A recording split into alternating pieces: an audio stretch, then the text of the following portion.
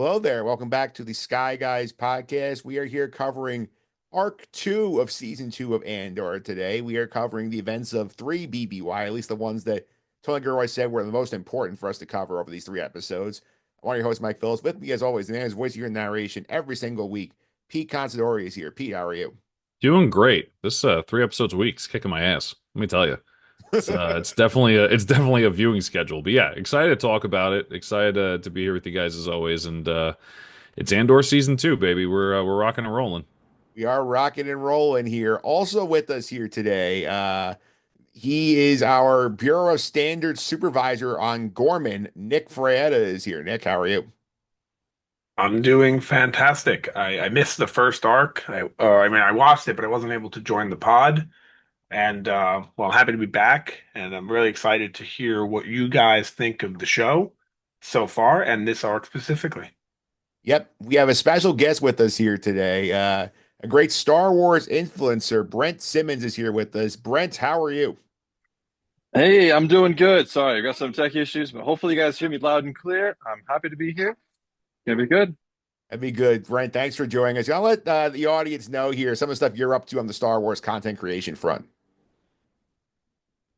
Yeah, for sure. So I just got off the Andor high, right? Going to the premiere down there in LA was pretty sweet. Got to meet some awesome people. Doing a lot of Lego stuff, a lot of 3D printing stuff, and just hyping the whole Star Wars community up as best I can. That's awesome. I know Pete and I are the big Lego guys on this pod, so that made Pete's very happy here at the Lego stuff here. What was your experience like at the Andor premiere? Man, it was great. There was so many people there, and honestly, that Q&A, it was like a sneak peek Q&A kind of thing. And these actors and producers, they put their whole soul into this thing, and you can really tell they love the fans, they love the story. They're so grateful to be part of this and to have almost like the free reign that they do. They almost have more freedom than other shows in this sense, and they're just super humble, super fun to interact with and see talk. So I love these guys. These this cast is a wholesome cast, and they're really great. So it's cool to see them interact with each other and just show off who they are. Absolutely. A lot of fun here. Glad to get your take on the season today. Pete, if you want to subscribe us in the Sky Guys, do so Apple Podcasts, Google Play, TuneIn, Spotify, Amazon, all usual suspects. Simply search for the Sky Guys, your favorite podcast platforms. Find us. So all our episodes there. And we're halfway through Andor, so make sure you subscribe. We have a lot of fun stuff coming to the pod, even after we're through the Andor sprint. Yes, absolutely. And like I keep reminding you, the new YouTube is fully live, and you're only finding the video version of this podcast moving forward for the Sky Guys on the new YouTube channel at Sky Guys Podcast. Make sure you're subscribed there.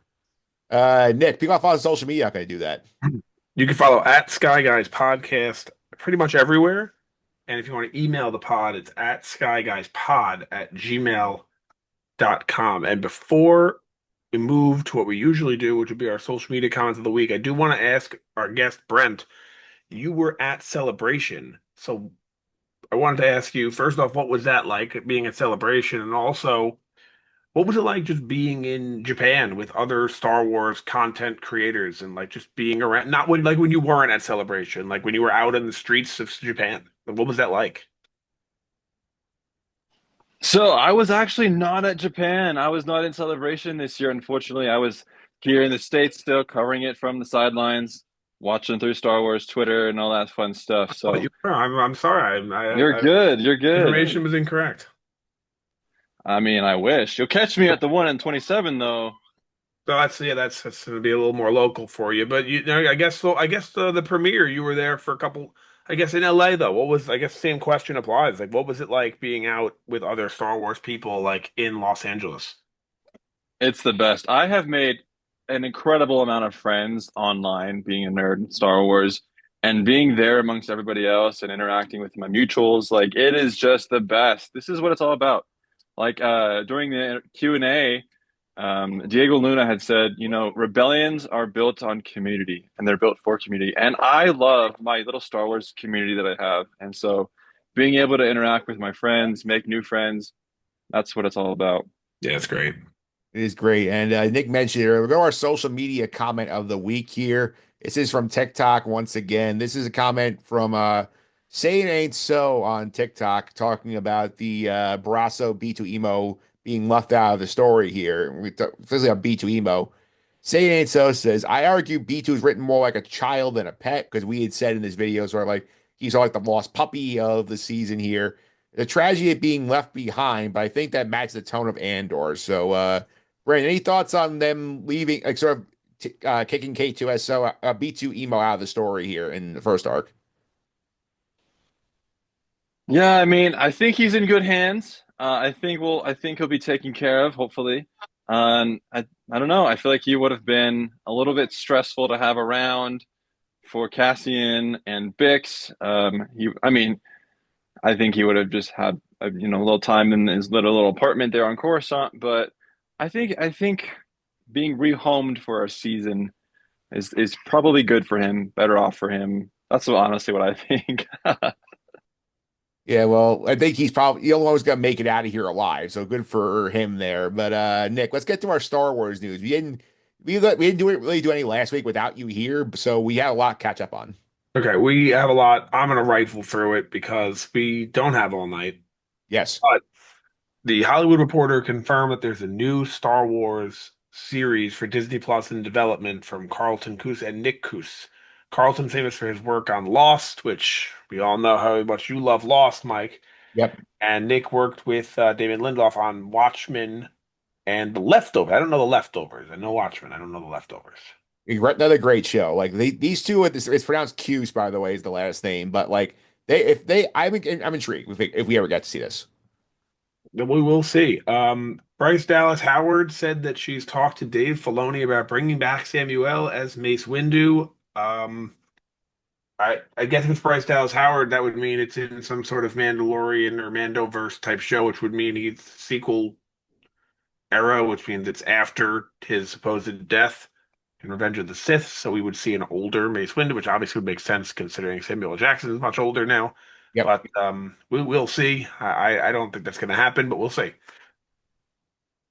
George Lucas said at the 45th anniversary screening of Empire Strikes Back that he chose to have Yoda talk in his unique style in order to get people to pay more attention to what he's actually saying, which kind of makes sense. It seems like speaking backwards, people are kind of try to listen more about what he's saying and then say, "Oh, this guy really is smart." Yep. Good idea.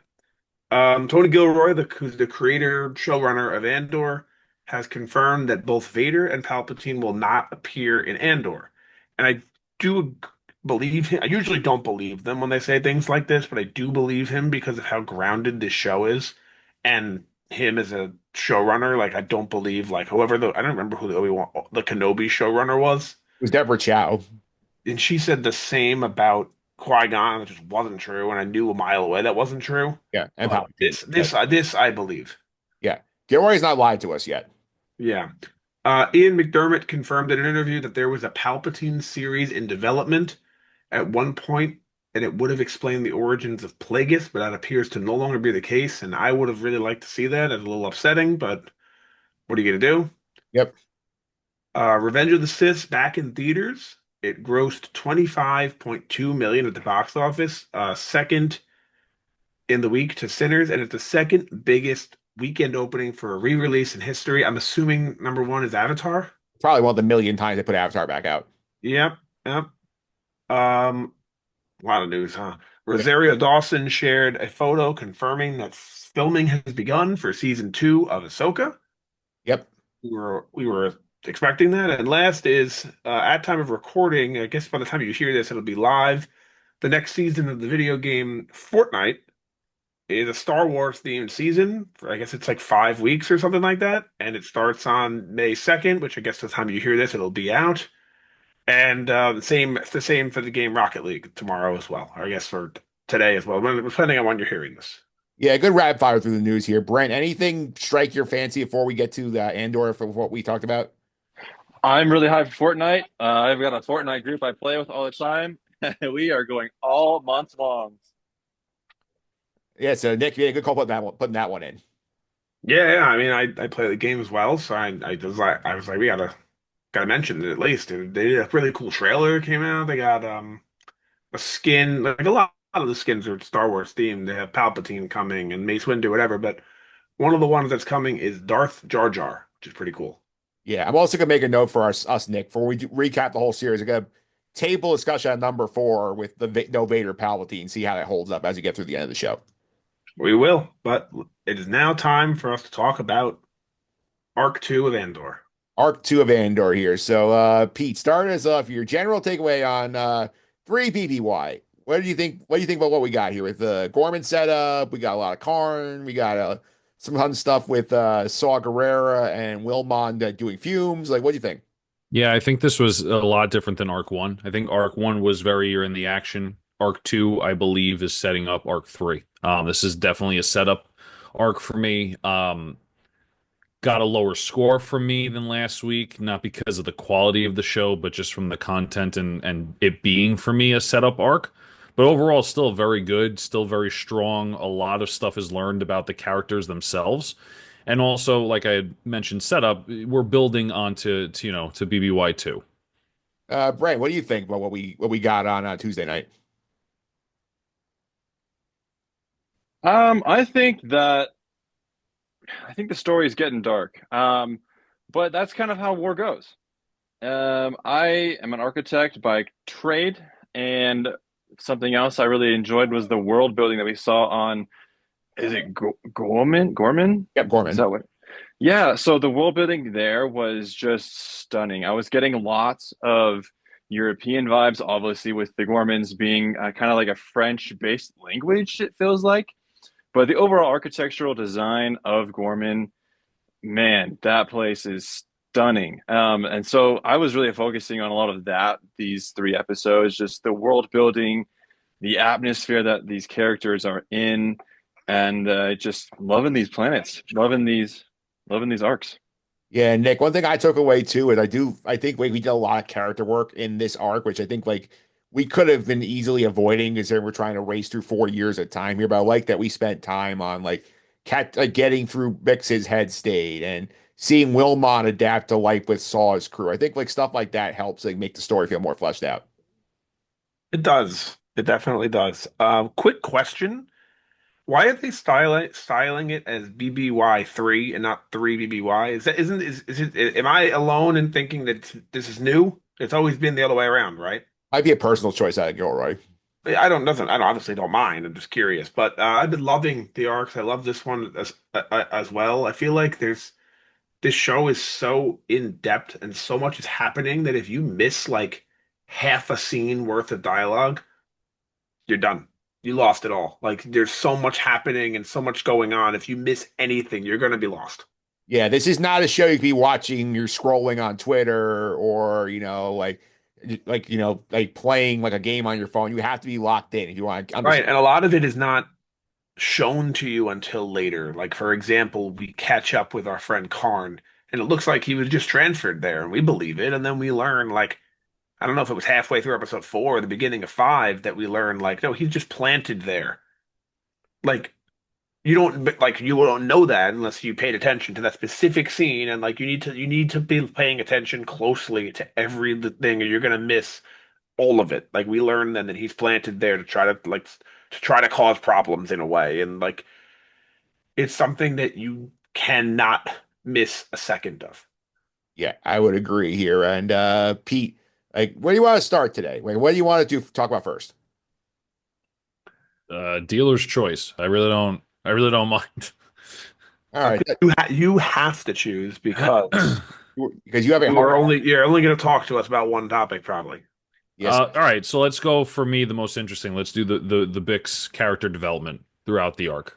Yeah, for sure. So I do think interesting stuff with Bix here, where he's found she and Cassian are living in a safe house Luthen has on Coruscant. Cassian is sort of, overprotective of Bix. We see that she's basically using drugs to try and like cope with all this trauma she's been through over the past 2 years. I feel like, and then we see at the end, like Luthen comes to check on her. She does like he's like, I need you in the game. Cassian sort of gets called out for being all protective of her. We get the moment at the end where she gets like back at Gorse, where she captures him in the building. She tortures him with his own device that she used on her 2 years ago. Then Cassian blows up the building here. Bix feels fully back on board. So Pete, since you started us off here, what do you want to say about the Bix stuff? I'm glad I hit the competition of Dr. Gorse getting killed. Uh, doesn't happen. I think this is a huge component to the show that I think is going to really run a big part of it for arcs 3 and 4. A lot of these characters not around for Rogue One, and I think we have to remember that when it comes to the years coming with this show. And when I mean years, I mean arcs. And I think it shows how true to form this show is, right? When we watched season 1, it was about the regular everyday person of Star Wars. And we're seeing something that sometimes a regular everyday person goes through. That could be addiction, that could be stress, that could be war. I mean, there's a lot of stuff, and I think it really brings it down. You know, like Nick's mentioned before, it's a very grounded show. It brings it down to earth. And yes, I understand it's a Star Wars show, but it's almost like it could be relatable, that it actually could happen. And I think that's what's so powerful about the character development we've seen so far with all the characters, especially Bix. Yeah, Brent, what do you think about like the journey that Bix went on this week?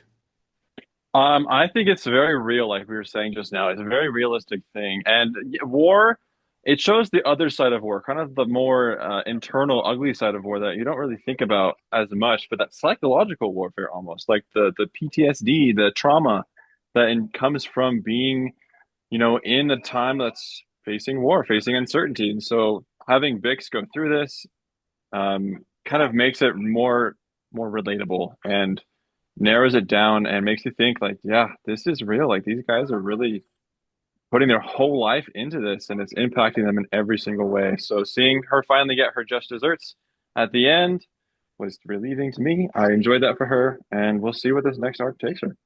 Yeah, and Nick, another thing I noticed here, I think is interesting about this arc is sort of like how like Cassian is like being overprotective of Bix to the point like when they go to the bodega to buy the groceries, like he's like constantly scanning the room to try and look for all the outs in case something goes wrong. He's paranoid about the shopkeeper and like she calls him out on it a lot. It's like, hey, like I'm supposed to be in this with you. Don't leave behind on missions. And like I think it's important that that she realizes that he's like basically like treating her like a baby because of what she's been through. And then she realized I have to sort of get myself out of this and be treated as an equal by him.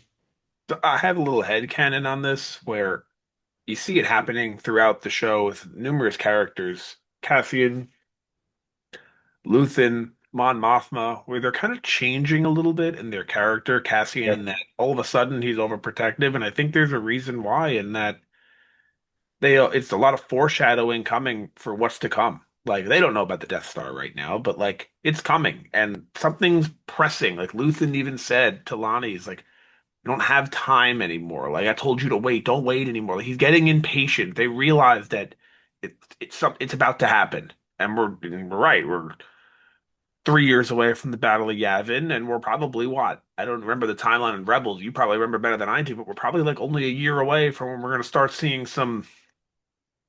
Yeah, I think it's next I'm year. just going to say it. So we start seeing some shit get blown up. Yeah, I think it's next year. Yeah, so it's coming. They know it's coming. So like, there's a little bit more urgency, if you will, and that have to do with Cassie. I think he's getting a little more protective of Bix because he sees the writing on the wall. He knows it's coming. This Yeah. is not a matter of like, hey, we have a small rebellion we're building up. What do you guys think? Yeah, I hate the Empire. Now it's like, no, this is getting serious. This is getting real. Yeah. There's a lot of different balls being juggled in the air here. Right. Yeah.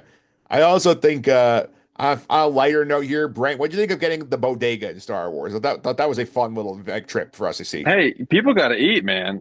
Like people eat in the Star Wars, and so like seeing their little supermarket, seeing their little place they get the goodies, like I loved it. That's just enhancing the world building for me, and I love it. Yeah, P, I love the bodega cat. That felt like very New York for us. And we're all New York based pretty much. Very, very New York, very, just city. I think they do a great job. I mean, Brent mentioned the world building before. I mean, I think a lot of these shows sometimes that's the part that gets overlooked and it's the most underrated part, right? And I think Andor, even since season 1, has done such an incredible job, even as small as like a bodega cat. So, no, it was a fantastic little piece of the show. Yeah, Nick, I think another thing about the Bix stuff here, I think was like she's taking the drugs to cope with all the trauma she's been through. And like we had this story at the beginning of the arc too, where apparently off screen, like there was a mission that they were doing with a soldier, and like they were in peril, and basically Cassian like basically threw the soldier to the wolf, make sure he get Bix out okay, and like that bothers her. I think also maybe be partially contributing to like her going to the drugs to sort of like get like a process her feelings, what's going on here. For sure. I think again, I think it goes back to what I said. I think he is getting stressed out. He sees it coming. So he's taking more, extreme actions to do what he believes is right, which is to protect her. And the bodega, I can't believe you didn't go to me on the bodega because I what I appreciate about this show more than any show or anyone is how it grounds Star Wars. And I didn't get a chance to mention this last week, so I want to mention it quick, but like just in last because I wasn't on, but last week's episode had, he had that TIE fighter. I know it was an interceptor, but whatever, it was called a TIE fighter. The TIE fighter where no one knew how to fly it, and I loved it so much because it grounded you so much. Whereas we're used to like watching the movies. We're watching Return of the Jedi. They're doing flips while they're Yep. destroying the second Death Star, and it's like what about the real person? What about the guy who works in sanitation on Coruscant? He has no clue how to fly that ship. He's never seen one before. He gets in it, he's confused. It's like if you or I were to go into the cockpit of an airplane. There's 10,000 buttons. We have no idea what's going on. Yeah. And I love that so much. And that's about the same thing with the bodega. It brings a realism to Star Wars where you watch the movies. I always thought this as a kid when I'm watching the original movies, the prequel trilogy. I'm like, do these people eat? Do they sleep? And I know they do show some food and some sleeping, especially in the prequel. They show Anakin sleeping, in episode 3 and whatnot, and Padme in episode 2. But I'm thinking to myself, like, in the original trilogy, where's Darth Vader's bed? Yeah. Like, I always thought that stuff growing up, and like this is bringing it real, like seeing Andor, seeing a bodega, seeing an apartment, seeing Mon Mothma's house. I'm like, this is where this is real life. It just happens to be Star Wars. It's not. It's different than like we watch all the movies. We're dealing with the celebrities, the Jedi, the Emperor, the Sith. Now we're dealing with the common person. And Cassian was what before this show started? A Yeah. nobody. Yeah. So in other words, you're the guy who watches 24 asking why isn't Jack Bauer eating and going to the bathroom? Yeah, yeah. No, yeah, but in Star Wars, I just appreciate seeing the common folk because we learn so much about this expansive universe that I'm like, every character we get introduced to just happens to be a superhero. Yeah. Thank you for showing me someone who's just a normal guy. Yeah. And Pete, I'll give you a final thought here on this topic in terms of the big storyline of how like this ends here, where the last shot of the episode is like we see that she's broken into an Imperial building. She captures Dr. Gorst, who apparently was going to be groomed by the Empire to like build this whole interrogation program, help them like break rebels when they find them here. And then she not only gets him, she basically captures him, forces him to listen to the terrible screams that she experienced and she was tortured on Ferrix, and then gets to watch him blow up. You're like, this guy's like a very like full circle moment for this character who like gets to finally like he takes some power back. The most badass part of the whole arc, and I think it shows tremendous growth for Bix. I think this is like step one of getting over the fear, right? And not only just for Bix, but for Cassian too. Cassian's with her.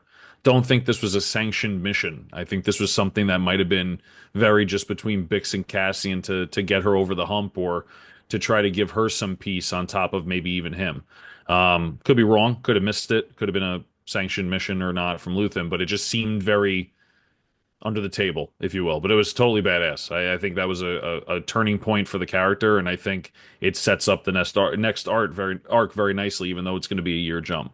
Yeah, I think it was more of like a off the books sort of Right, saying we need to get Bix back healthy before right. we continue like before we involve her more in missions.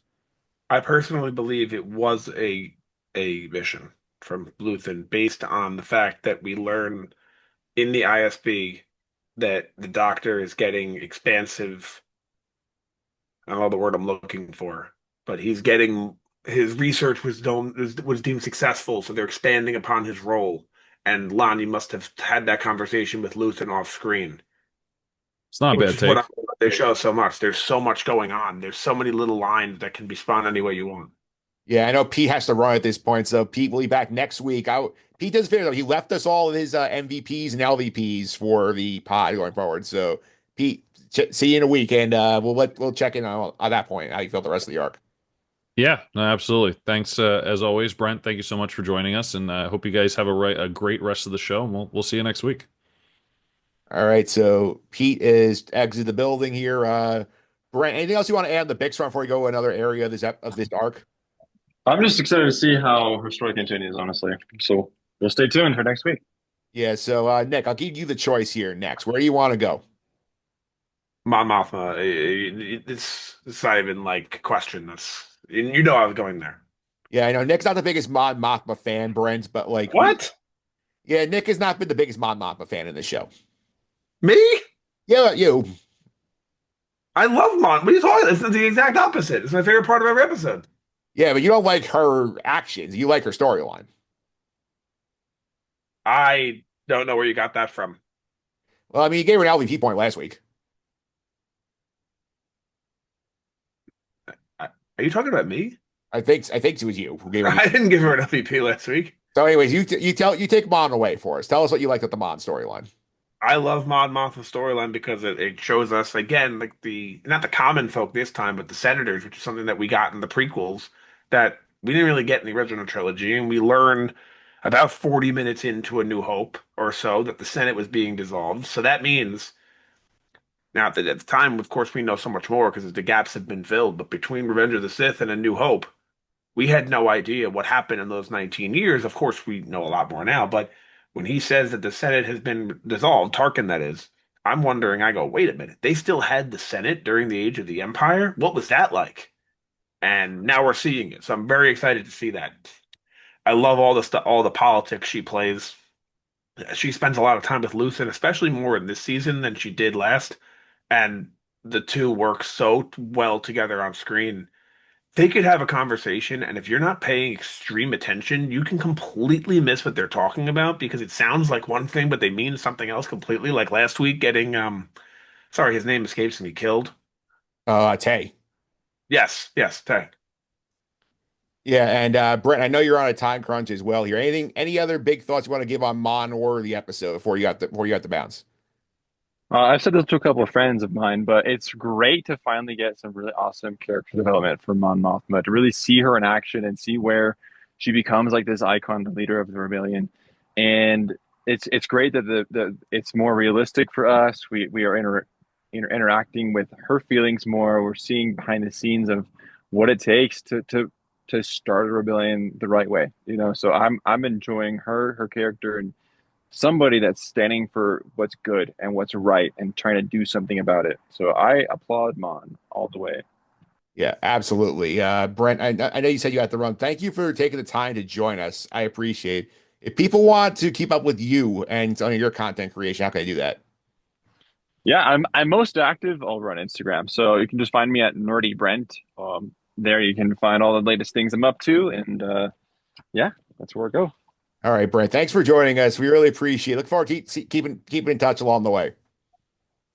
Yep, we'll talk later. Thank you. Thank you. Thank you, Brent. And Nick, we can have a deeper discourse on some of these topics here. And I think on the Mon front, I think the Senate stuff was cool because I did like the point where like she's sort of like at politicking with her assistant there, going out to like the Gorman stuff is terrible. And even the Gorman senator is like, don't poke the bear, please do not poke the bear. We cannot like mess this. Like the absolute fear the Empire has installed in these people, like the point where like Mon's making common sense approach here. They just are too scared to poke the bear. I think her entire character arc and dynamic is I mean, obviously it's living in the shadows, Yes. or not living in the shadows, but doing actions in the shadows, and it is not easy because she has a role of, you know, a senator. So for her, it's a very difficult thing to do. She's But I don't know. I mean, I think she's doing a good job. yeah, she's public facing also. So Yeah, exactly. it's not like Cassian who like is basically hiding in the shadows doing his work and Luthen who's into disguise. Like she's Mon She's Mothma. doing her work in the shadows, but she's living in the public. Yeah, she's very, very well known. She's a celebrity. Yeah, she's a Which celebrity. I guess is the same. I guess is similar to Luthen, but not as she's a little bit more than Luthen. Yeah, like Luthen is sort of like has the persona that's a celebrity, but like they don't really like the real Luthen is not seen. Like people see the real mom because like she's Right. not really separating like her feelings from what her actual like side hustle is too much. And I did Yes. also enjoy like her like exchange with Krennic at the party was so fun. I did like when they were getting Oh this yeah. about that. Like it was like for a character who's sort of been like, reacting to others too much. It was nice to sort of see her be assertive and sort of like call Krennic on his bullshit. Oh, I completely agree. I liked that a lot. I think that goes back to what I was saying earlier about the patience thing, Yeah. where I think if this is 5 BBY, she is just chilling and just I not chilling on the inside, she's dying. She's Yeah. fiery on the inside, just fuming. But at 3 BBY, she can't hold it in anymore. And I see the characters developing that way as they're getting closer to the inevitable war. Yeah, that's for sure. And I do think like a little light on Mon this week after we got the whole wedding stuff last week. I think next week's a very big Mon week. Oh yeah, I think so as well. And since we just talked on Mon, I think it would make sense if we went to Luthen. Yeah, let's go to Luthen here for a little bit because obviously, like, Luthen has a lot going on here, like where he's supervising the Gorman stuff. He sends Cassian out to go investigate. He's not happy when Cassian basically talks them down. I do think, like, an interesting dynamic for me is sort of seeing, like, the role that Clea plays, where, like, his assistant, where we had thought, like, oh, like, she's the number two. He takes the orders, like, she takes the marching orders from him. Whereas we see here, like, she is just as involved, if not more involved, than Luthen is in certain aspects of this plot. Yet she impressed me a lot this week in that exactly what you said, but also in that I kind of just thought of her as like the shopkeep and like you do as I say, and she really showed that she's a part of this rebellion. Yeah, she has more stones than him at one point. Yeah, and yeah, it's true. He was like, "Well, what if it doesn't work?" And she's like, "Well, it's gonna work, and we'll think of something else. Like, what, like we're gonna try." Like, Yeah, they are going to try, and I did love the. First of all, except for pointing to the intro, I like how they change the music every episode. I like for episode 5 that we got the radio like transmissions and what Clay is listening to as we open the episode. That was a fun use of that. can I complain about something? Sure. And not even a complaint. It's just like, how are we have flying ships, but we're still doing radio via analog? I'm assuming this is more just covert because I'm sure the Empire's scanning the more like normal stuff. Fine with me. Fine. It's a good explanation. Yeah, because I'm sure they're looking at the digital communications and the holograms. And like they're probably not caring as much about the ham radio people. That's a good explanation. I'm okay with it. It's a good explanation here. And I did love Clea at the party specifically when like she's trying to because the whole crux of them being at this party that Davo is hosting, and which is where we see Perrin and Mon, we see Bale outside, I'll get to Bale in a little bit. We get like the Krennic stuff. Like the whole point is that like Davo has schooled him, has learned that one of his like pieces of art is a fake. He's gonna basically audit the whole thing.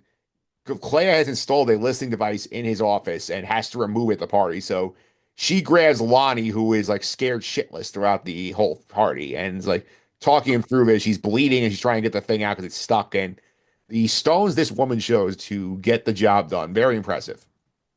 Extremely. I'm not a fan of blood. I had to look away. Yeah, Um, but it's such an intense scene because you really don't know what's going to happen. We yeah, have no idea if this is Clea's last scene. We don't know. yeah. We We don't killed. know if she gets caught and Krennic shoots her in the face. We have no idea. Yeah, So the thing that was actually a possibility, like I know this is technically a prequel show, so we know who's going to make it. to We the don't movie. know who's not going to make it. Yeah, we know who makes it the movie that much. Right? We know who makes it in the movie. We don't know who's not going to make it. For example, we assume Luthen will die. Yes. He might live. We don't know. Yeah, we don't. We don't know. I am assuming he will die, but there is nothing that's like, oh, this isn't canon. If Luthen lives, he could live. Yep. So like a character like Leia, for example, just because she's not in Rogue One doesn't mean she dies. Yeah. So I'm sitting there thinking, she gonna die? She gonna die? Like I'm on the edge of my seat thinking, oh my God, are they gonna get caught? What's gonna happen? Now, Yeah. of course, she didn't. She took it out eventually, like boss. But we don't know that when we're watching it, and it builds a lot of suspense. Yeah. She also did a great job coaching Lonnie through like the backstory. Like, oh, like they're gonna ask about this piece. You're gonna tell them why this is your favorite piece, and gives him the history Mhm. of the stone. He's able to recite it back when Krennic asks him about it, which is great coaching by her. Yeah, oh, it's fantastic. I mean, you could tell he's a little nervous. He's like, it's a book, Yeah. but great job. Yeah. Great job in that scene. I also did laugh a lot when Luthen and Clea leave the party. Like, we should have just killed Krennic while we were there. Like that line got me laughing. Yeah, that one. I liked how they had a little bit of fun in there. Yeah. Which, and in these times, you need some fun, right? Yep. For sure. I think let's I go to think we should move to. I I think have a specific order. I'm thinking about it. Let me hear yours first. I think we should go to Gorman because Gorman I think ties a couple of these together. I think we should go to Wilmon and then go to Gorman. All right. So if you want to do That's fair? that's fair. So we'll do Wilman first. He's sort of like an out of the way kind of storyline here where Yeah, and then finish up because the other three are all related. yeah, so we find out that Wilman has been assigned to work with Saw Gerrera's partisans, and we see that he basically is there to teach like them how to build a bomb, essentially. And he gets assigned to guy Pluty, who's supposed to be teaching everything he knows. Pluty and Saw Gerrera is intimidating Pluty, saying like, "Oh, like, do you know everything you need to know about this? Like, should we kill him?" And he's like, "But he sent him. Like, we need him." And he's like, he's a liability. And then they do a great misdirect, thinking that Saw's about to kill Wilmon. At the end, Wilmon, like Pluty's exposed a mole and is killed. And then we get, I think, the great monologue here from Saw Gerrera, like basically explaining like his stance on rebellion and seeing him inhaling the right the is it rhydonium gas that they call it? Mhm. Yeah, so he's inhaling the gas and like sort of explaining how he's going mad, and he encourages Wilmon, and Wilmon is basically being groomed to become a partisan. So Wilmon is fully on board the Saw train right now, and to the point they're inhaling fumes. Yeah. This was the part of the episode that I found to be the weakest, Yes, but I don't have an issue with it whatsoever. I still think it was quite good. Um, I I like a lot how or by the way, I don't know if you noticed, this was the planet that they were on was the same planet as the Resistance base from Force Awakens. I did read about that. Yeah, I saw it and I was like, really? Is that it? Is that it? And then it was, but I really appreciate how Saw Gerrera and Luthen and really everyone, I said this 100 times already, you can see the sense of urgency in them. And I love what he says to Wilmon, how he says, revolution is not for the sane.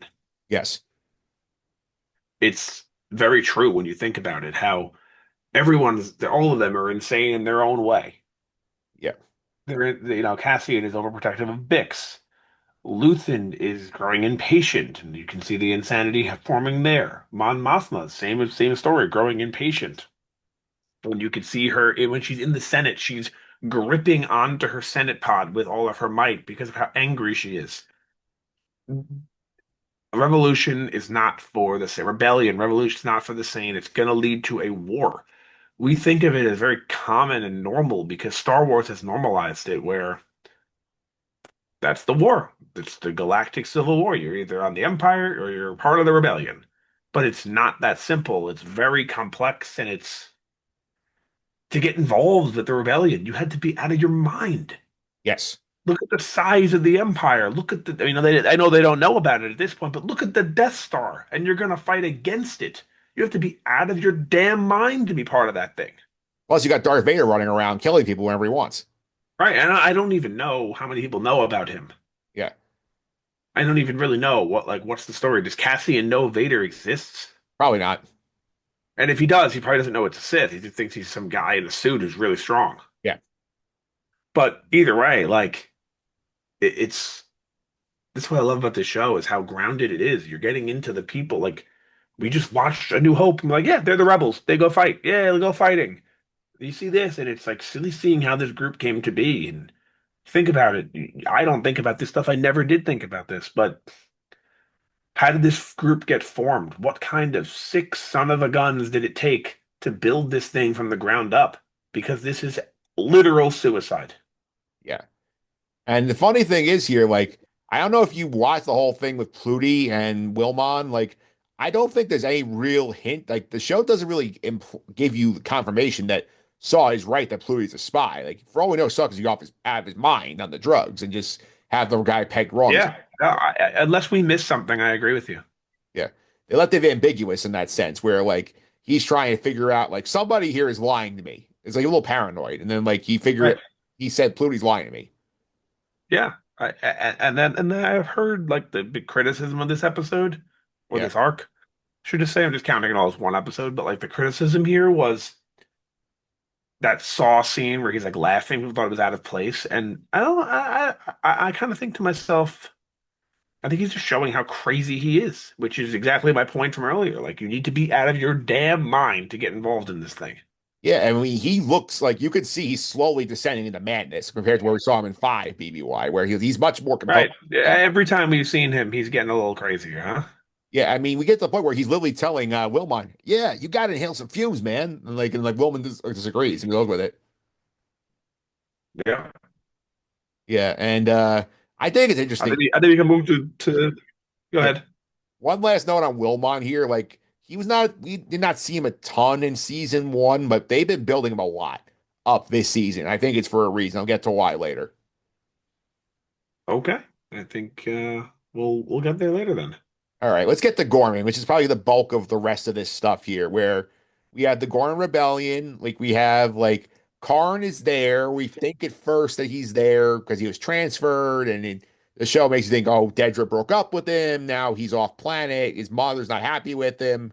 Turns out he's just a plant for Dedra. He's her mole in with the Gorman rebels, and he's feeding them information to try and go along with her plan to give the Empire reason to go take over the planet. We see Luthen gets involved as he sends Cassie now. Cassie is not impressed with them and says, "You guys aren't ready. I don't want to help." At the same time, Luthen kind of senses coming. He sends Vel out there. Vel is already there. She agrees to help as long as Cinta is sent. We get the Vel Cinta stuff, which I think is a separate discussion here. The ISB is involved, where only Partagas and Dedra are aware of what Karn is actually up to. Karn, we see, I think he touched on the Karn. I think the Karn stuff specifically first. Karn, I think, interesting to watch in this arc because at the beginning he's very excited, where he's playing a part in an ISB mission. Like he's in a charge of his own thing. He's doing this espionage, but you can see, I think, as the raids are happening, he's meeting people. He's getting a little conflicted. Yeah, only towards the end though. I think he's loving it. Like even when he returns home to Coruscant, she's like, "I had you followed." Like he loved that. He was turned on by it. Yeah, he loves the whole idea of like being important. And yeah, this was another fantastic arc or part of the arc. This I believed it for a while that he was actually transferred there, and until they, bring it up that he was planted there. But like we always say, how the Empire is so stupid, but they were brilliant in this one. And Cassian says it too. He says the Empire's pretty good at planting false flags for you for rebel groups. Yeah, yeah, this was brilliant. They found a reason to go in there and take over that planet now. Yeah, they have the receipts. Fantastic. Yeah, and they so one of the big story points here is that they're building this building, which we learned is going to be an armory, but this building is right overlooking the monument. Yes. And the monument, they go into detail on what it is. Tarkin lands his ship on top of a bunch of people. Now, if you didn't know, in Star Wars Legends, that was the Gorman Massacre, Yes. exactly as they described. So that means we're getting a second Gorman Massacre in canon. So now in canon, there'll be two. Yeah, the Tarkin massacre and then this one. Exactly. So that is really cool. So it's like we all like, oh, they're going to retcon the massacre because we've seen it before. This is going to be different. But like they found a way to, no, we're not going to retcon it. We're going to do it and then do something else also. Yeah, I did think it was cool to like that like and it does sound exactly something Tarkin would do. It's like these people won't get out of my way, just crush up my ship. Yeah, and it sucks if you were underneath. Yeah. I do think the Karn stuff, I think, is the fascinating stuff in here because, like, he didn't get a ton of work in the first arc because where we basically see him, he's got promoted, he's with Dedra, and he gets new vision with his mom. Like, here, he's playing like five different sides of this situation here. And I think, like, like you said, he loves what he's got going on. He thinks he's got purpose, he's part of a cool mission. I think once he gets to know the people he sees Cinta die, I think then he's like, oh shit, like, this is much more serious than I thought it was going to be. I'm feeling guilty. Right. Right. Yeah, at first I was like, what's he doing? Why is he talking to these people? Doesn't he know? And then I'm like, oh, and that makes sense. Okay, he's doing it on purpose. Yeah. But that's what I love about this show so much, honestly. It's like so it's not just thrown at you and told to you. You need to figure it out. Yeah. Well, I mean, I guess it is told to you, but it's not told to you at first. Yeah. It also tells you a lot about Dedra too, where like it tells you how much he values the relationship with him, where like he's just like doing her dirty work for Dedra, basically. So like she's like needs the excuse to go in there and she's using him because she trusts him the most of like her plans to basically stir up the chaos and basically the point of like, okay, we're gonna let them actually succeed at this mission and steal the weapons to give us justification to go in there and just like, crush the ants with the boot. Yeah, and the only thing that I'm not happy about is how and I'm loving how this show. I'm loving so much the build up, the dialogue, the writing. I'm really bummed though. There's only 2 more weeks of it. I really am. Like it's really upsetting to think that we're only gonna get 6 more episodes, 2 more releases of Andor ever. Like, and I can see why they didn't want to make this a 5 season show. The build up would have been painfully slow. And now with Assuming that that, these arcs would have been a season, it would have been too much. But I it wish would we had more. it would have also been insanely expensive and like grueling on the crew to produce that kind of quality for another 48 episodes as opposed to 12 Oh yeah, and you can see how they're filming, and I'm learning. I'm learning about like production. some of the behind the scene production stuff. You can see how they're all real sets. Yeah. Like the Mon Mothma estate in the first arc and Gorman in the second arc, how they can do those really long shots Yeah. where they're just moving like with the camera, kind of with like one shot, long shot, because it's a real set. Yeah. The shot where they send the weapons down the chute is so cool. Like when like you Yep. get all the And in the first, yes, I completely agreed. Yeah, and in the first arc, the scene where Mon Mothma is walking with, I forget who she's walking with. her assistant Erskine. I believe so. And then she's like, "What's he doing here?" And she's walking around greeting everybody. It's just like it's just one long shot because they can do that on these real sets. Yeah. Yeah, it's a lot of fun with that stuff here too. And what do you think about what we got with Dedra too on this side of the ISB story, where like she's like basically shadow running this at Partagrass to the point like Lonnie's picked up, like she's more involved here when he tells Luke like Dedra's on this and she's not looking for you anymore. She's on this. So this is very concerning. And we see like that she's really like dialed into like, okay, like I'm gonna give him what he needs when he shows up at the apartment. Like they have sex, and then he leaves, and then like it's not even really like she basically just giving him what he needs to use him as a tool to get her objectives advanced. So it shows you like she's really further digging in on the imperial cause at this point. I mean, she has always been a really just I don't know the way to put it. It sounds weird, but like a really good Imperial. Like I know it sounds really basic, but she is. Like if the Empire had 10,000 Dedras, it would probably still be going today. Yeah, Dedra understands how to get things done. She doesn't know how to get things done, and she doesn't seem to be like some of these other Imperial officers who only care about power. She seems to want to do things for the sake of the Empire. She's not Lieutenant Kroll. Basically, try to use the position No, she's not at any of them really. Like Krennic's the same way. Tarkin's very similar. Obviously, Palpatine and Vader are power hungry. And I'm Yeah. not saying she doesn't want power. I mean, they all do, but she seems to be more interested in the Empire than she is her power. She believes the Empire is the right thing, is the right ruling since the galaxy. She's trying to protect it at all costs. Right. And I'm sure there are plenty of other Imperial officers who are the same way. But honestly, a lot of the authority figures that we've seen over the years, they're not. And I want to go back to Cassian's side of the Gorman stuff because I do think it's fun where we see him get sent there. By the way, did you catch that the voice giving him his alibi was Sam Witwer? I did not, but I thought that was so cool, the alibi. Yeah, like he picks up the ear where he gets the alibi. He goes there. He's a designer supposedly, and like he's because the person running the Gorman front is a prominent fashion designer, and he goes to visit their shop here. I did think it was interesting where like Cassian like immediately like gets approached the first night at the hotel by his one of the contacts at the front. He's like, "I was gonna come tomorrow. Why are you here?" And he's like, "I just like we had to get in contact." He's like, you realize how stupid you were with this?" And he basically like tells her all the things that she's doing wrong with the front, and then this is inspires him to tell Luthen they're not ready. I can't risk them. So I think it's a fun argument where like he's still looking out for the people involved here, saying, we need to do this right. They're not ready for it.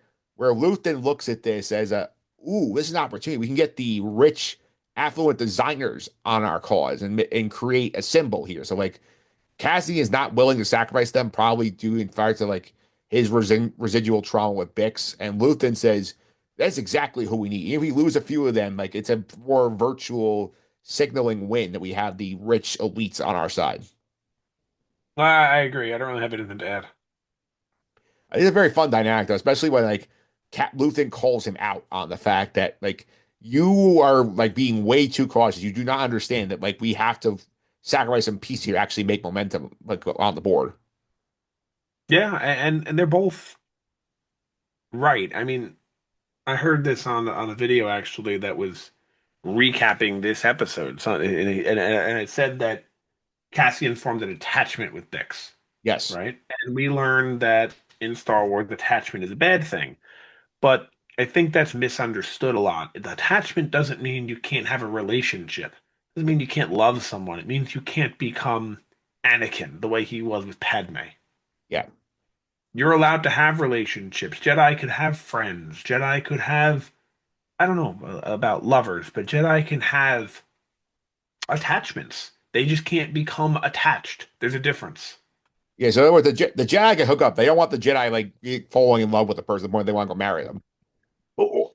Maybe even they could fall in love. And this is just headcanon speaking here, but they can't become overly, unbelievably obsessed with the fact where you fear loss. Yeah. They don't. And that becomes the issue where you start, you have to understand, as Yoda said, death is a natural part of life. And I think that's something that maybe is a little misunderstood in the Star Wars world that like, oh, he's a Jedi, he can't have friends. Like, I don't, that's not what it means. Yeah. But in Cassian's case, he's not a Jedi, it's a little bit different, but you could see him falling into the same thing where it's not even healthy, his obsession with Bix right now. Yeah. Yeah. And Luthen calls him on this several times. Yes, and Bix, you can also see, is not just taking those drugs for sleep. You could see in the morning when she's watching the Good Morning Coruscant, Oh, that she's was high as Oh, that was so funny, by the way. Like where I think Edie's like Karn tells his mother earlier, oh, like you just stop watching the news. They're never right about anything. And then we see like the morning talk show of the Empire. That was funny. and I loved it. It brings it to realism. Like, what have you ever seen television in Star Wars? I can think of one time. I think I can think of one time too. I think it was in the movie, like in the holiday special. Okay, the only time I can think of is when Anakin and Obi-Wan enter the bar in episode 2 and they're playing football on the screen. Yeah. That's it. But like we haven't seen this, and this is supposed to be like a real world. It's supposed to be like a real universe that we're supposed to be able to relate to in a way. Obviously, it's different because it's not Earth and it's not the year 2025, but it's they have different technology and whatnot. But these are things that are happening in this world. If you want to make it believable, you have to show us, like I said earlier, you got to show people eating. You got to show people sleeping. You got to show us people having relationships. You got to show the everyday common person. Show us the bodega. Show us The TV. talk shows on TV. Yeah. Yeah. Show us This stuff is huge. it is huge here. And I also think in terms of the other storyline here, this like that Luthen is two steps ahead. He sends Vel out to help the Gorman front like conduct their raid. She only does it with Cinta's approval here. I did think the Vel Cinta stuff was very good, and I think I get like there's a lot of like a portion of the fan base that tends to live back like 2003 times where they don't understand like same-sex relationships. But I thought the way this was done was very cool. I thought like very nice to see the care these two characters have for each other. A little problematic though that like you have the first like meaningful like same-sex like kiss in the Star Wars universe and then immediately kill one of them off. Yeah, I actually kind of caught me by surprise when I read that it was the first one. I was like, really? I had to think back, and I was like, oh yeah, I guess. Well, like the first meaningful one because we had the moment in Rise of Skywalker also. Which one? In the celebration at the end, they show like a same-sex couple kissing. Oh, I don't know. I didn't even know that. Yeah. It was just came out of nowhere. This one was like an actual relationship they gave you over the course of like a season and a half. And seeing Cinta go like basically end up being killed by friendly fire from rebels who don't sort of understand what they're doing was like a very tough way for that character to go. Yeah, I think it's brilliant though because it shows you how it's the same thing as Brasso last week, where it seems like they both died for nothing. Yes, pretty And I much. think, what's that? Yeah, I would agree. They really there was no reason they had to die, either of them. No, I think it's a good thing though. It seems like they died for nothing, but it's an important lesson for us as the audience to realize that you're getting into war. This is what's going to happen. People are going to die, and some of you are going to die for seemingly no reason. So if you want to get involved in this, you need to be understanding that that could happen. It's Yeah, not like not everyone's gonna die the hero's death that Cassian got at the end of Rogue One. And Jin, by the way, and to even counteract that point, they didn't even know they were successful when they died. But the point is, not every, I'll use a better example. Not everyone's gonna die like Anakin died, knowing he destroyed the Emperor. yeah. People are gonna die for no reason, and this is showing you that in war, you got to be okay with that and be ready for that to happen. Yeah, I also think in terms of the Senta thing, I think it's also interesting to note that like this is also a situation. I think Tony Gilroy mentioned this in some interviews here. Like this is like you are in war. Like people are gonna die. It would not be realistic for the show if like our entire cast of supporting characters came along and through the entire season and we were just killing off random red shirts we met along the way. Like the Star Trek conundrum, where like in the original series, like you would always know whoever goes down the equation with Kirk, Spock, and McCoy dies. Here, you need to see like some of the people we've grown attached to get killed. Just realize make the stakes more important. Yeah, and I hope they don't make everyone die because, as I said earlier, just because Clea is not in Rogue One doesn't mean she has to die. Yes. So I hope that they keep some of these people alive and keep their futures a mystery. And then you know what? They can always build on that with books and comics and whatnot, and find a way to work it into canon. We can see them show up later. We can see them show up in a third Jedi Survivor game, whatever they call it, Jedi Fallen Order 3, whatever they decide to call that. You can see someone show up. Like there's no reason that we can't build on some of these characters that are in here. But I completely agree. Some of them do need to die to make it more realistic. Yeah. I also did love the speech Vel gives to Sam with two M's at the end of the episode when he's crying after he killed Sam. He's like, no, you don't get like that's weak. Like you will own this. Like this is something you're going to carry the rest of your life, and you have to learn how to deal with it, especially like if you want to be in a field like this right now or this kind of project. So I did think good job by Vel as she's dealing with her grief and recently reading the guy out for Phil and saying like, you can't be this weak will where if you like fuck up, you can't like deal with it. But completely, 100%. This is a lot more than the good guys versus the bad guys, and everyone, the good guys are happy and all go lucky, and the bad guys are all sad and mean. It's a very complex story. There's a lot of gray areas in the middle here. You see friendly fire here, and you see it's an in-depth, adult, mature show. Yes. And it blows my mind that it exists even in such a good way. The fact that we got, and I'm not, of course, I'm not happy with that or what happened, but last week we got to see with Bix, and the fact that we also got to see like in this week we got to see the lights go out in Karn's apartment with Dedra. We got to see some of these adult themes. Blows my mind that we would ever see this in a Disney Plus show, Star Wars show, and we're getting this stuff on the regular with this show. Yeah. I mean, just for comparison here, you remember the last show we had, which was Skeleton Crew, which is a far different tone than this. And like, I've Yeah. got a great meme online. I'm gonna share like once I get it to load on here. And this is a Star Wars Culture Live share. This one here, like basically shows the Parks and Rep meme and start like Star Wars Andor. Someone will die, and then Chris Pratt as his character of fun representing Skeleton Crew. It's like it's wild. These two shows are in the same universe. Yep. Yep. 100%. And it makes me wonder, like, what if Tony Gilroy ran Book of Boba Fett? Yeah, I don't think we're ready for that. Because we always said with Boba Fett, the problem was you tried to run a mafia show, but make it kid friendly on Disney. We'll be What inhaling. if it was a mafia show that wasn't kid friendly? It happened to be on Disney anyway, of course, but that wasn't kid friendly and it was a mature themed show where he can actually be Tony Soprano. You would have those Cyberpunk Power Rangers basically snorting spice like in the middle of the show. Yeah, you see what I'm trying to say? Like that Yeah. they tried to make a mafia show for kids and like that doesn't work.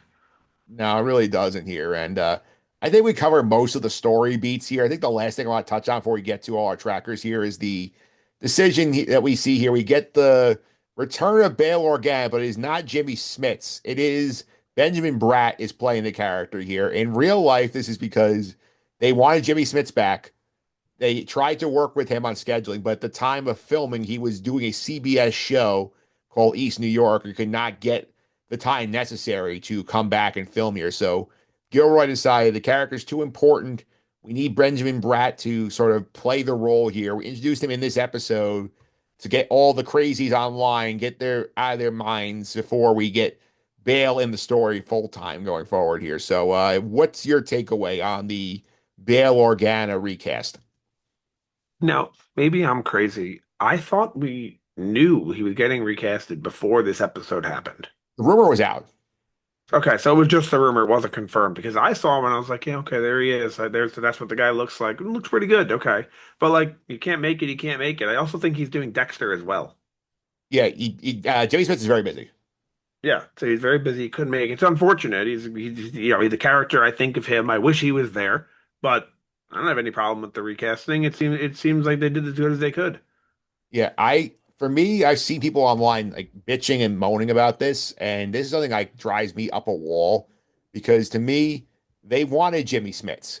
They tried to work with Jimmy Smits. It didn't work out. Would you rather them deep fake Jimmy Smits and do God knows what to his face, make him look the right age, considering it's 10 years past Rogue One? Would you rather get a good actor who looks pretty similar to Jimmy Smits and put the character in the story when we need the character in the story? This is a franchise where one of your most beloved characters in Obi-Wan was recast from Alec Guinness to Ewan McGregor. We have a recast in this show in Genevieve O'Reilly taking over Mon Mothma from Caroline Blakiston. This is not like what do you call? Not like Hamilton on Broadway stopped doing the show and all the original cast left. People need to get over themselves with the recasting thing. I think this works just fine. I think it works great. I mean, they tried. What do you want them to do? But you can't. I mean, look, if they wanted to deep fake it, they could try. I don't know. I don't really care. But he has to be in the show. Bail Organa is way too important to Rebellion to not be in the show. It's almost if I remember correctly, when Rogue One came to theaters, we didn't know for sure that Jimmy Smith's Bail Organa was going to be in the movie, That's correct. but we all should have known. Yeah. Like, I don't. I remember being surprised in the theaters, and looking back, that was foolish. Like, obviously, he was going to be in the movie. He's one of the biggest pieces of the rebellion. You learn that in A New Hope. Like, and of course, we see him in the prequels as well. But like, we should have known immediately that he was going to be there, and like, it shouldn't have been surprising at all. So the point is, like, if he was not in this show, it would have made no sense.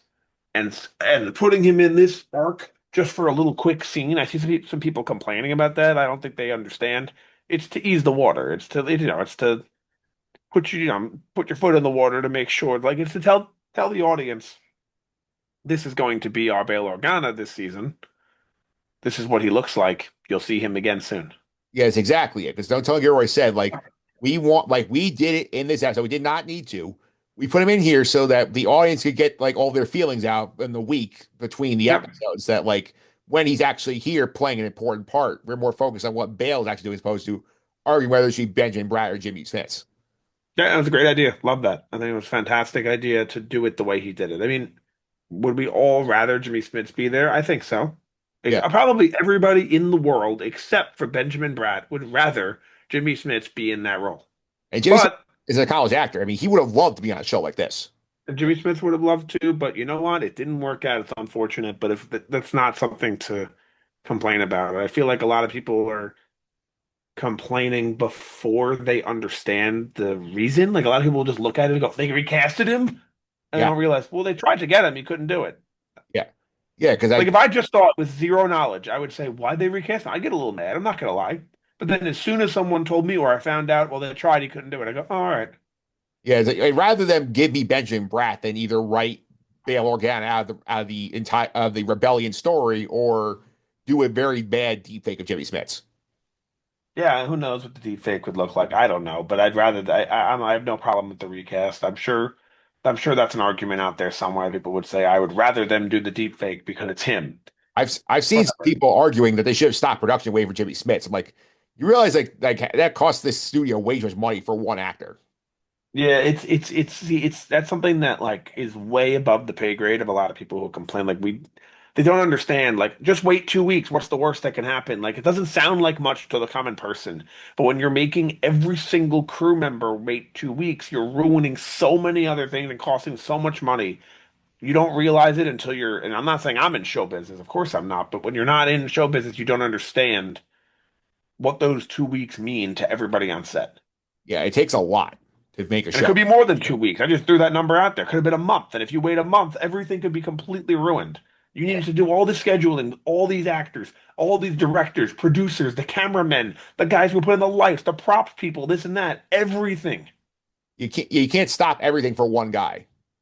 Right. And these are filmed on live sets. When they shook his hand and said hello, they actually shook his hand. It's not like, all right, you just do that to thin air. We'll put it in CGI or they're all there.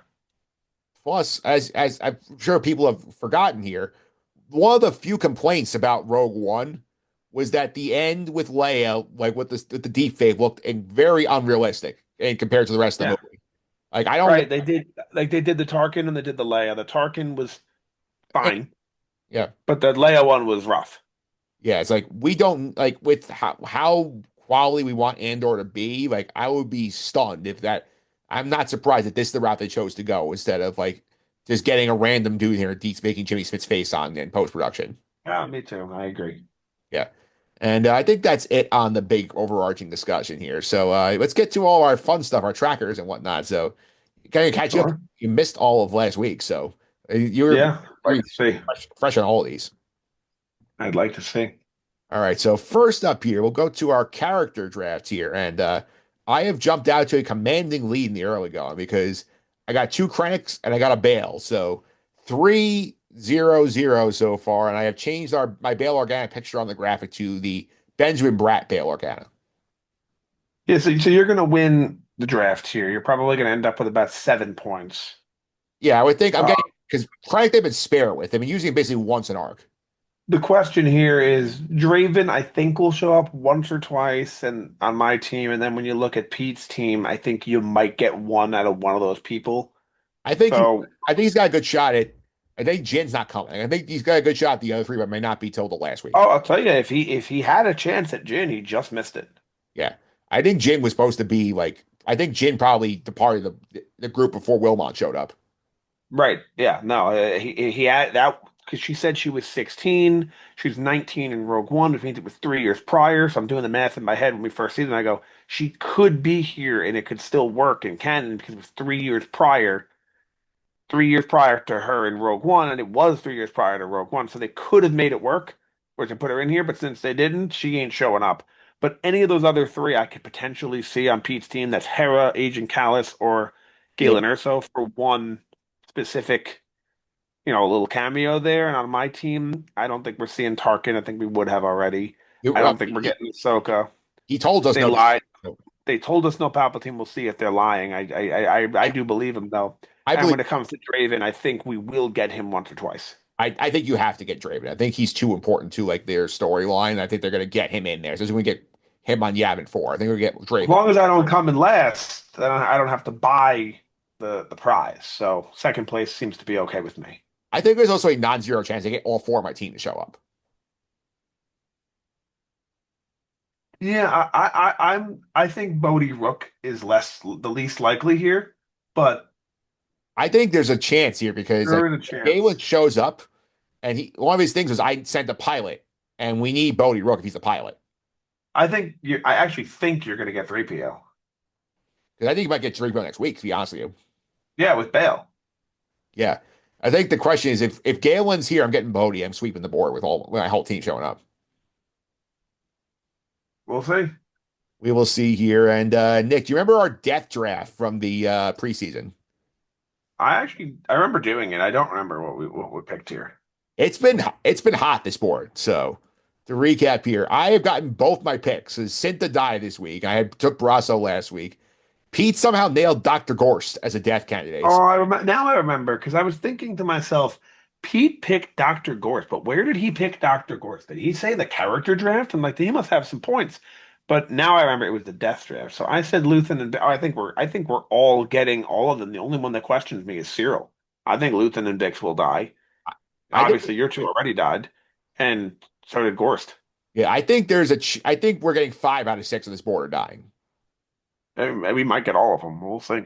We've been high. I mean, like we've been because like I did not think I'd be done with my team by the end of R2. Honestly, I feel like we're all just saying Bix died. I I think don't think there's a realistic chance Bix lives. I don't think she's dying. I think that there's a good chance like they break up. Or they don't break up and he just Left. goes on a mission and she's just not there and then she just Yeah, finds out he died. yeah, he doesn't come home. And then she joins the rebellion and we get a couple books or comics on Bix and she just happened to be part of the rebellion and she's on the Battle of Endor and everything. We could just find that out.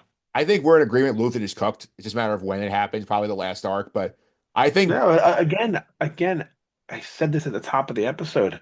Cyril, Luthen, Bix, all of them, if they die or live, I could see it. the difference is though, I feel like Luthen they foreshadowed a lot in his speech in season. Like I'm not going to see it. They do. The other two, I think, are more up for debate. If we actually just if it serves the story to kill them or let them live, or and maybe defect in Karn's case. Yeah. Oh, well, we will see. We'll see here. Now we'll get to all of our trackers here. So the fun stuff we kept track of every single week on the podcast here, and I do have a new one I will break out at some point. So first update here. I missed this last week. On Mappa's aide, Erskine Samaj. It actually came from an episode of Rebels. Remember the episode, Nick, when Mon is on the Ghost and she's giving her speech to the Yeah. Rebels there? Erskine's Yep. on that ship, and he's been in 5 episodes of the season. Plus, we got 2 Saw Gerrera, so 9 animated cameos so far. Yeah, I actually I knew he was him. I didn't know if you guys mentioned it last week, but I missed it, so I'm updating the board there. So, and plus, Saw Gerrera twice. Trick this. mhm. The live action cameos, I had a lot of work to do because I kept having to rewind here the Partisans, look for which ones were there because did you know there were 2 separate Tutus brothers on his team? Yeah, I did. They're both there a couple of times. The Yeti looking guy Moroff is there a couple of times. Krennic obviously and Bail Orgaz. We're up to 19 live action cameos in the show. Really insane how far this franchise has become. I mean, it's 48 years, but like the amount of people, like any show is going to have, even if there's not a lot of cameos, it's just a bunch of mentions. It just like it. There's so many characters out there that you're bound to have somebody. Yep. Next up here, the planet tracker. We added 3 new planets this week: Ghorman, Dakar, and Steergar, which is where Luthen picked up Cassian. So 17 planets so far. How many do you know off the top of your head of the 17? How many are this season? I believe we check here. 1, 2, 3, 4, 5, 6, 7, 8, 9 this season.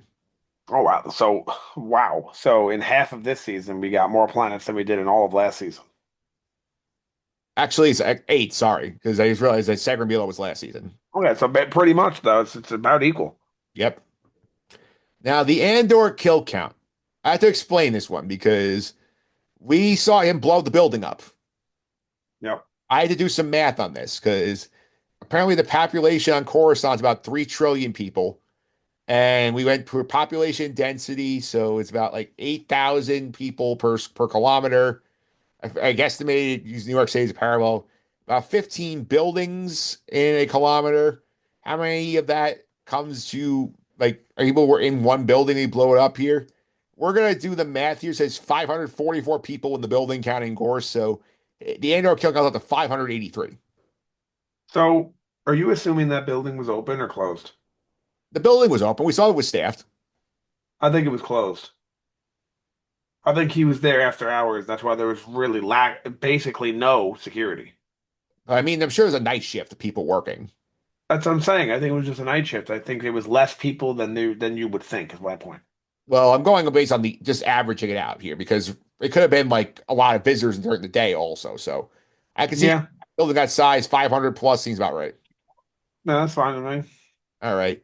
The death tracker, we had 3 more named characters who died in Pluty, Cinta, and Dr. Gore. So 6 named characters have died. Okay, yeah, You ready for the new tracker? yes. We invented this in Skeleton Crew. Not think we bring it out in Andor. We're bringing out the meme tracker again because I don't know if you've seen the internet, but Karn lying face down in the bed has become a meme over the last week. I'm sorry, I couldn't hear you. Yeah. Remember last week Karn is laying face down in the bed when Yes, yeah, that became a meme. So we brought the meme tracker. yeah. So one meme. Okay, okay. We'll see. There's a couple this week that are close. They're closing in on meme stats. So I figure we'll just let this one start and we'll see. We'll keep track next week. See if any more memes emerge. We'll see. All right. So next up here, do the MVP and LVP board. These are the best and worst characters as rated by us through season 2 of Andor here. So I did the season 1 board last week. Here's where we stood after last week. Cassie Andor on top of the board, 5 points. Dedra and Bix tied for second, +2.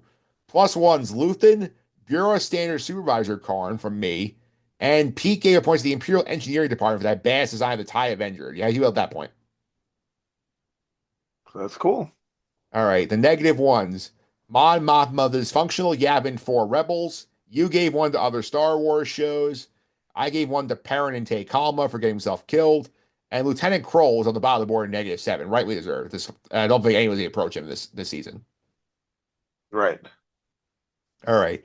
Brent, unfortunately, not have the time to hang around and do the MVP text. So it's going to be just us 3, and Pete left his for us to go here. So, Nick, sorry, who are your 3 MVPs of the week? So I'm going to give one to the Empire, which probably at some point we'll revisit this next week. We should take Pete's, see if he's okay with it, and combine it in with the engineering department, just with the Empire in general. But we'll see if he's okay with that before we do that. So my first is going to go to the Empire. Do you want me to give all 3? Sure, do all 3 one shot. My second is going to be Dedra. Yep.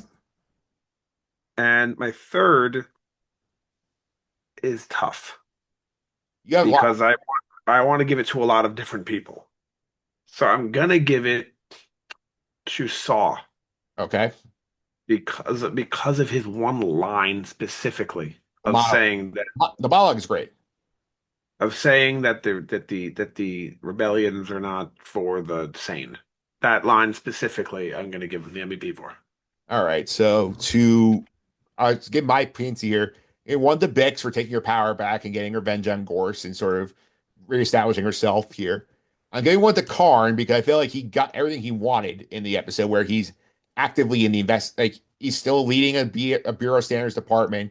He's still actively involved in Imperial business. So Karn had a good week and he did not give enough credit here for this, Nick. Also, Karn literally blends in so perfectly that these rebels, including Vel and Cinta, who've been places, do not realize that he is basically playing them. That's true. It's a great point. And same with Bix. It's a really good point. I didn't want to include her because, well, she took a lot of drugs. Yeah. Yeah, and I'm giving one to Clea here. I feel like she had a great week, and flawless executed the plan to get the listening device out of Scoldin's office. So she gets a point. She's on the board. This is the problem with Andor. Yeah, I wanted to give a point to the Empire, Dedra, Saw, Bix, Karn, Clea, Cassian, and Luthen. yeah, And Mon. Yeah, I wanted to give and Lonnie. yeah. I wanted to give them all MVPs. I can't. You can't. I think like for me, and like Karn is a little personal because I do not want him down there with Lieutenant Kroll by the end of the series. Yeah, we saw this in season one. I kept saying it. I'm like, this guy sucks, but this guy's so good. Yeah. Well, now he's showing it. Right. All right. And Pete's points he gave to Bix, Saw, and Karn. Very similar reasons to what we's had. Yeah, you kind of combined all of them here. Yep. So now the LEP section here. So I'm gonna start out here. I'm giving one to Sam with two M's because I don't know if you noticed, Nick, the characters with two M's, they end up being pretty terrible. Tim, Sam, anyone else? Well, they're the two. So if we get like a Jim or like a Whim, or we get like a new like a old man Whim, like I would not Didn't we be. get Wim for in Skeleton Crew? Well, he had one M. Not spelt that way, but we got a Wim already. Yeah, we got a Jim or like or William. Tim. Oh no, we got Tim already. Never mind. Yeah. Yeah, so Sam gets one for being inept at his job and killing Cinta by accident here. I'm giving one to Pluty because whatever he did not work well enough with Saw to like avoid himself getting killed. And I'm gonna give one to Wilmon for allowing himself to be indoctrinated by the crazy man into inhaling fumes at the end of the episode. Fair. All right, so Pete has gone with Luthen for basically looking a little like distraught and dysfunctional in terms of his management styles episode. You know, to the Gorman front for obvious reasons. He gave one to Mon Mothma because he thought she came a little unhinged with Krennic and sort of almost blew up her spot. So that's Pete's LEPs. What about you, Nick? I'm gonna give one to the Gorman front as well. I think they were just a little bit rough with Yep. their organization and whatnot. I'm gonna give one to Wilmon as well for I don't know. Getting groomed by I don't know what went on in the whole Saw Gerrera thing. It was he definitely got the weird part of the episode, but he got groomed basically. yeah. And I'm also gonna give an LVP point. So this is tough because I don't want to bury these characters because I understand their motivations. So I'm going to give an LVP point to someone strategically thinking that they'll be an MVP next week so they don't fall too far down the list. And that's Mond. Yeah, so you and For Pete um, starting to lose her patience a little bit.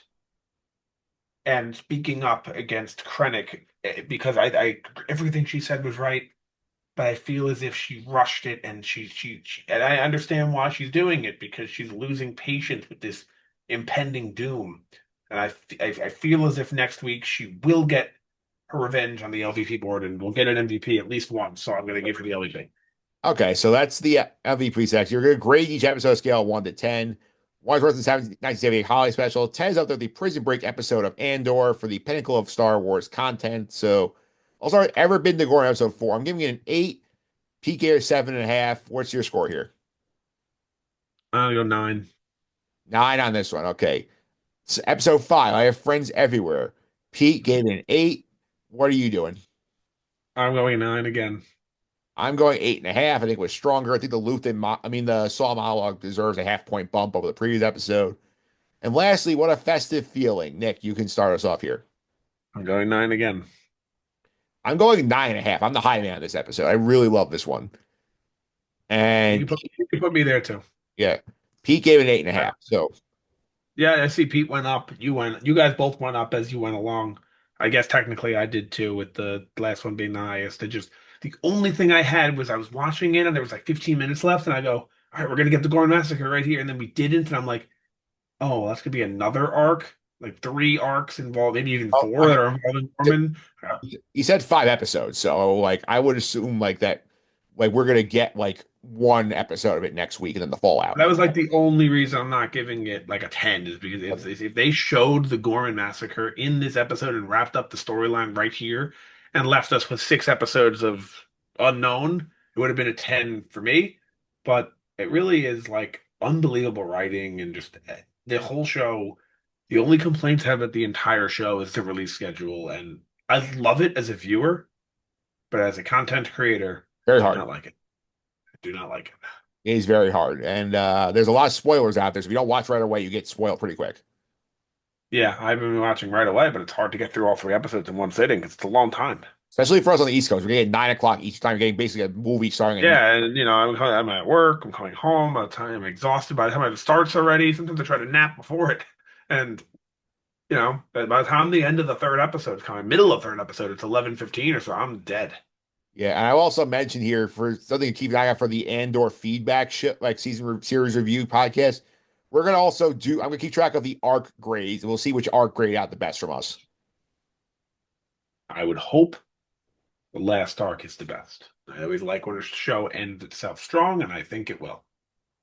All right, so next week, arc three predictions, our last thing here. I have a bunch of stuff here I can throw out here because we know the massacre is coming, which Pete mentioned in his predictions that the massacre is coming, and it's on the Wikipedia that's in 2BBY. K2SO we know is coming next week. That uh, Gilroy said that he's coming in arc three, so we're getting him next week. Two other things here.